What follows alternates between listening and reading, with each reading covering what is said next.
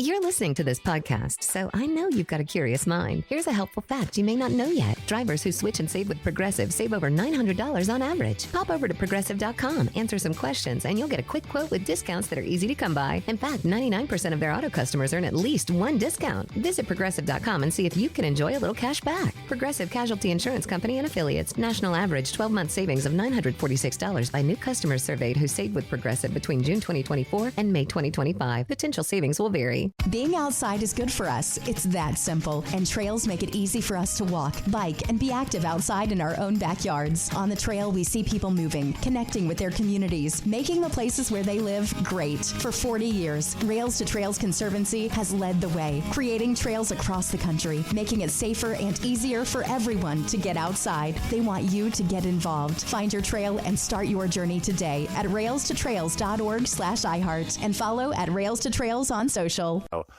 But you talk about there being drama in Dallas. There's been a lot of drama in Philadelphia, and in a quieter off season where we didn't have Mike Vrabel, Diana Rossini, massive trades and all that sort of stuff, we might have spent a little bit more time listening to the noises out of Philadelphia, where there was an explosive and well-sourced, by the looks of it, article detailing the difficulties that they're having with Jalen Hurts in the building.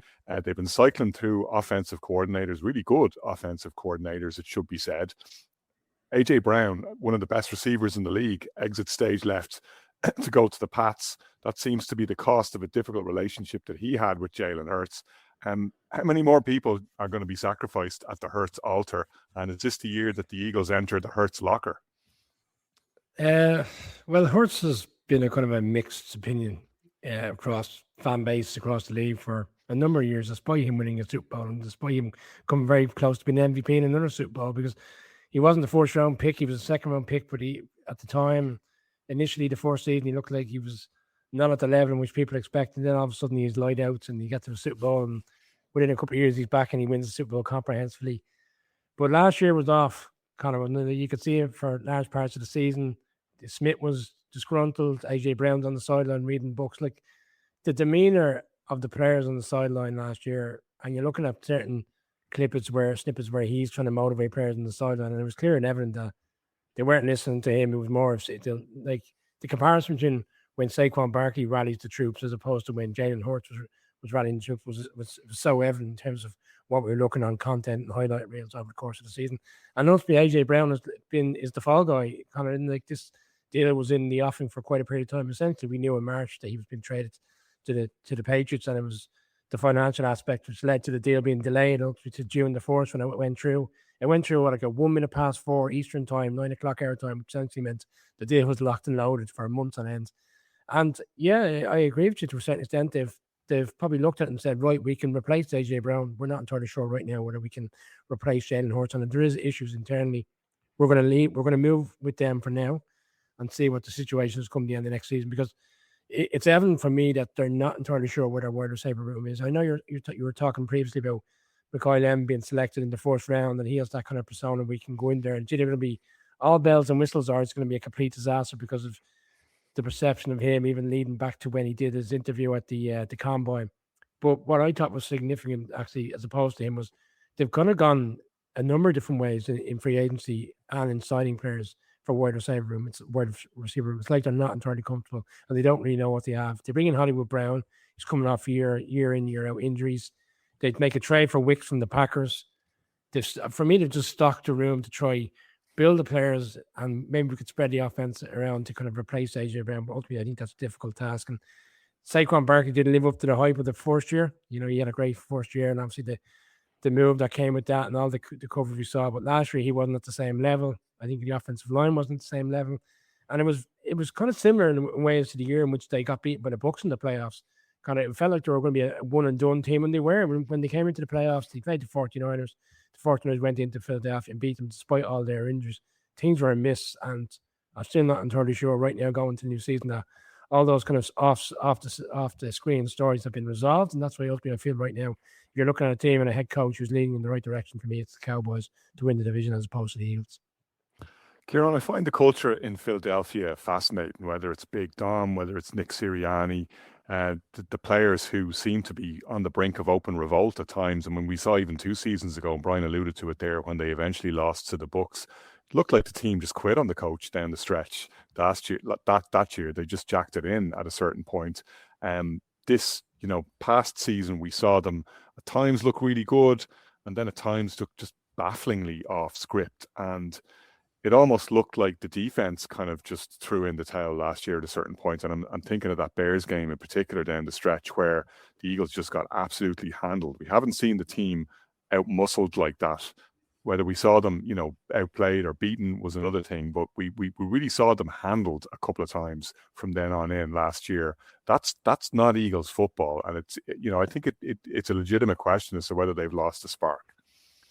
Absolutely, yeah. I mean, that Bears game on Black Friday was the tipping point for the season for the Eagles. I know they went on a small little bit of a run, but everyone around could see that there was something up.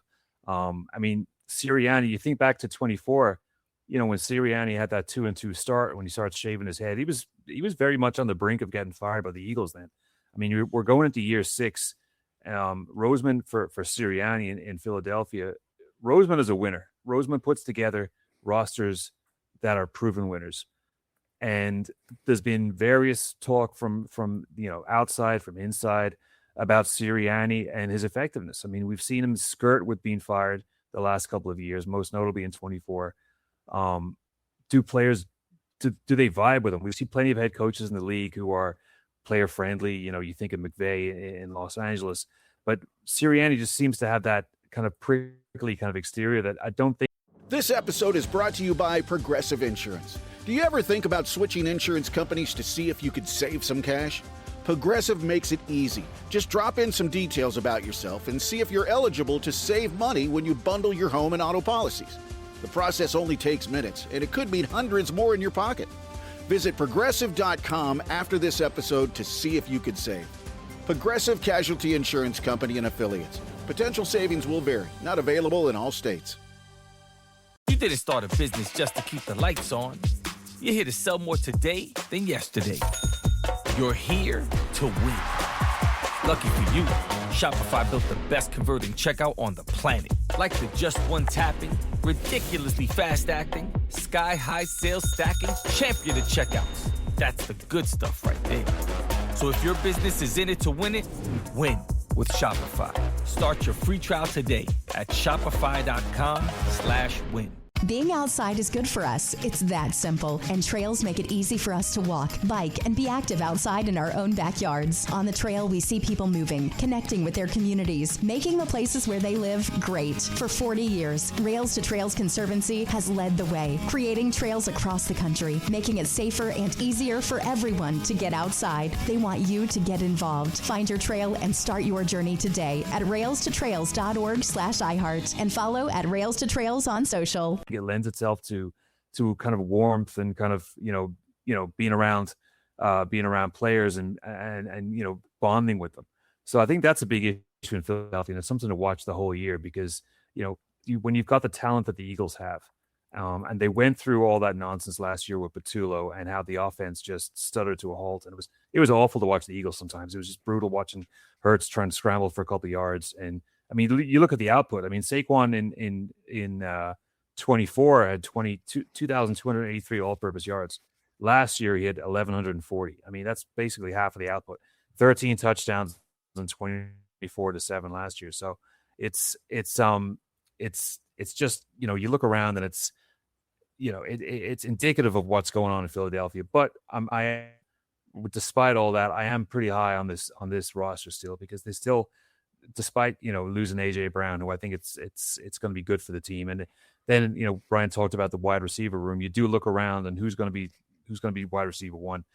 When you think of wide receiver one, typically you think of someone 6'3", 6'4", but the three that kind of look like wide receivers that are going to be starting are all around the same height, same build. Probably Wicks is probably a little bigger than Devonta Smith is about 170. So who's going to be wide receiver one? They're all, like I said, all similar height. So it'll be interesting to see what goes on with those guys. They're definitely going to be looking for a bigger year from Saquon. Obviously, the output's going to have to change. I am hearing a lot of positive stuff from or seeing it online about the relationship between Hurts and Mannion. You got to remember, Hurts is going through, I think this is his 10th coordinator since he started playing in college. I think he started with Lane Kiffin in Alabama. and he's gone at basically somebody new every single season. And for whatever reason, there just hasn't been that kind of vibe or that kind of gel. But we're hearing good things about what Mannion does, a former quarterback of the league, obviously. So it looks good from the exterior as of now. But you look around again, the defense, it's pretty much the same as it was at Jomo. Jordan Davis, there are a lot of question marks about Jalen Carter and his contract. Will they pay him? He wants the money. Howie's kind of a little hesitant right now. Will that lead to an offseason move?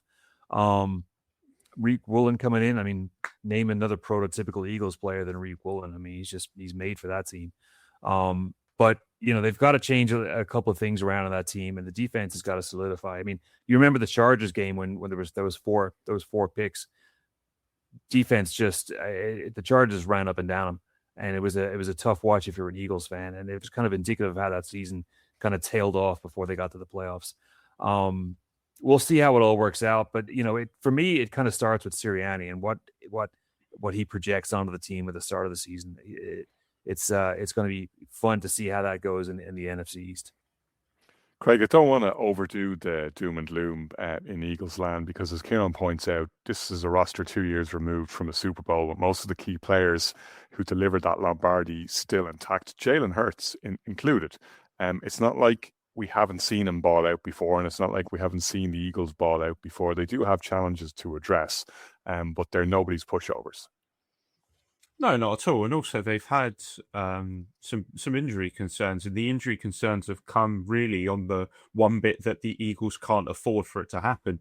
You look at the Jalen Hurts output, you look at how the tush push didn't really work to the same degree last season. You look at those numbers that Kieran said about Saquon Barkley, and it all points to the fact that the offensive line is getting older, and because it's getting older, it's getting more injured.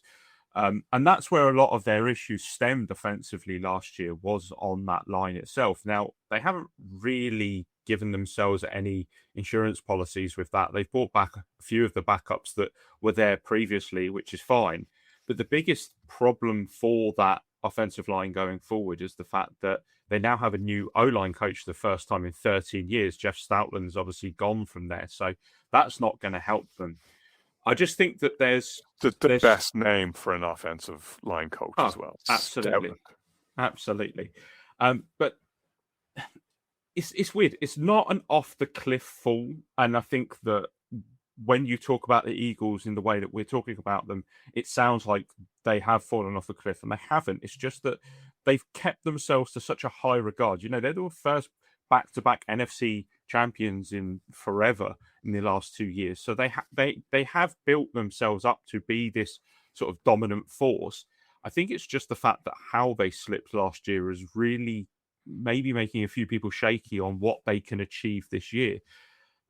One thing that they were always good at was special teams, and Jake Elliott slowly started to kind of reach that pinnacle and now start on the decline there. And that's also been a big factor. The fact that he was kind of the reason that their season ended anyway in the with that missed field goal, missed extra point, really kind of put the shakers on what has been a very solid special teams. There's just the AJ Brown thing is the biggest thing for me. I just think that Devontae Smith is a very different wide receiver, and you can't rely on him on the perimeter in the same way that AJ Brown did. And you look at what Jalen Hurts does as a quarterback, is he likes to essentially throw it up to AJ and hope that AJ comes down with it. And due to the fact of what AJ's build is like and the player that he is, he was always able to do that.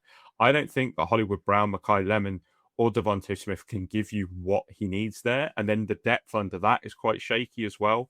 I think if anything's going to cost the Eagles this year, it could be wide receiver, depending on how Lemon takes to the season. But it could also be safety. I think they lost Reed Blankenship there. They haven't replaced him.